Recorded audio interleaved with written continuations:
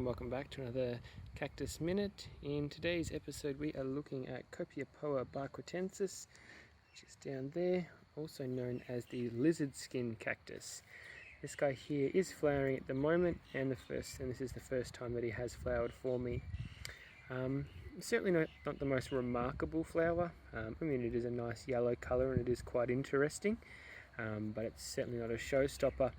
This particular cactus is grown more for its form, so it is almost spineless. There are some very, very light prickles around the areoles, which are these bits here, but not enough to actually sting you. They're just more like little whiskers than anything. And this guy here is starting to pup as well, which is good, but a really incredible looking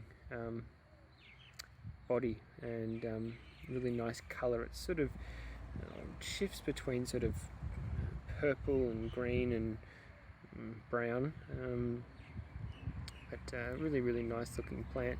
It's definitely nice to see it flower, but as I said, it's certainly nothing to write home about, but still interesting enough. So that's what the plant looks like when it's smaller. As you can see there, you can actually see the little spines, and then as it gets older, it tends to sort of spread out a bit more, and the little raised areas are more spread. In terms of difficulty, this guy is going to be at the higher end of the scale, as with most Copiapoas, so I'd be putting him probably around a 8 to a 9. They're very quite difficult to keep happy. They will take a bit of sun, sort of I'd say medium density lighting, but very low water requirements. Very easy to kill this with drowning it. And this guy is growing in, I believe, 100% mineral mix, so no organic material whatsoever, and he's been in this pot for several years now.